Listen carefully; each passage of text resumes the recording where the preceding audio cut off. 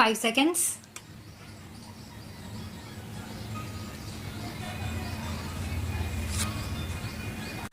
Sir, there are 3 items which are covered by this bill. I support the 3 items because this bill symbolizes and represents a new national development of having a consensus on certain basic questions. It is also a happy augury that the approach is not a negative approach, and it is not being said that the preamble of the Constitution, insofar it has been changed by the 42nd Amendment in respect of its secular or socialist character, shall go. It is not said that the list of fundamental duties shall go. It is not said that the directive principles which were amended to provide for workers' representation or for legal aid or for conservation of natural resources will go. That is a healthy development. So far as the Congress party is concerned, it has approached the question with an open mind. Regarding the government proposal with regard to internal security, the Congress party has made it clear as a result of experience that it is opposed to internal disturbances as such, and it is against the retention of a clause as to internal disturbances in the event of the armed rebellion. As a result of recent experience, we as the Congress party stand by those provisions of the 42nd Amendment, such as the amendment to the preamble or the directive principles, and we also say that there should be no power in Parliament to declare an internal emergency. But I would like the Law Minister to consider this question not merely from the point of view of the 42nd Amendment, but from the point of view that the Constitution should become a dynamic instrument of socio-economic change to deal with the basic questions that are before the nation. Why did we think of the constitutional amendments? Why did the first constitutional amendment come? Why did Panditji come to Parliament with the first constitutional amendment? It was because our land legislation, our legislation for the abolition of Jamindari, was struck down. Why did Pandit Nehru come to Parliament in 1955 with the fourth constitutional amendment? Again, it was because our socio-economic legislations were struck down. Therefore, when we consider a constitutional amendment, we have to consider the problems that had arisen. Certain property rights, which became part of the fundamental rights, had stood in the way of various socio-economic legislations like land reforms, etc.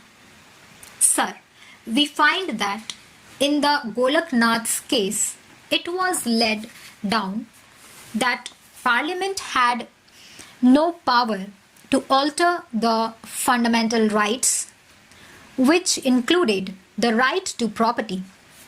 Sir, you would recall in the Golaknath's case, the justice had said that if the aim was to introduce a socialistic pattern of society, then it was a mistake to incorporate property as a fundamental rights.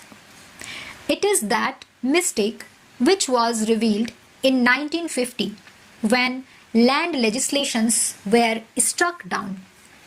It is that mistake which was revealed in 1953 when in Bela Banerjee's case, the Supreme Court said that full compensation has to be paid.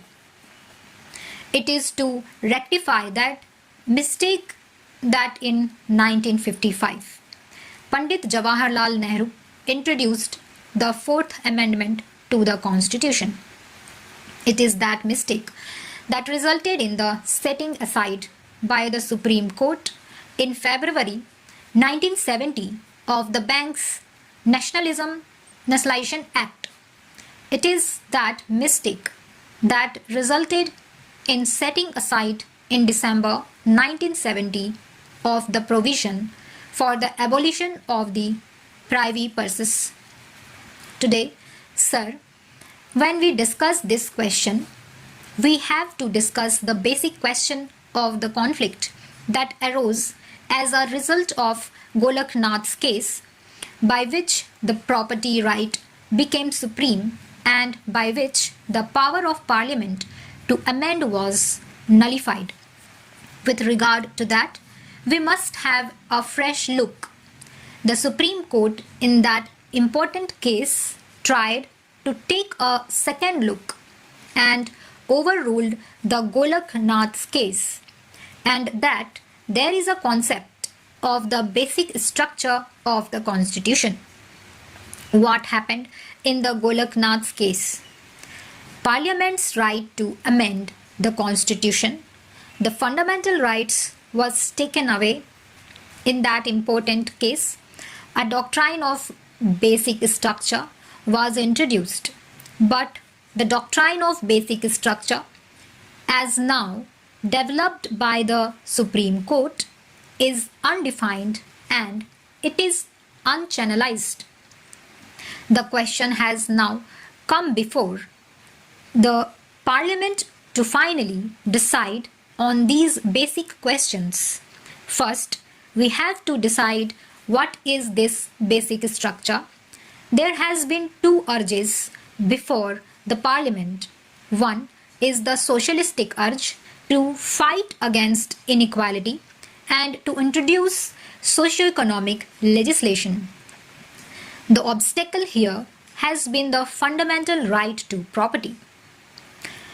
There is another urge of Parliament, that is the democratic urge to preserve life and liberty. This should also be given place in our Constitution by the Indian Parliament.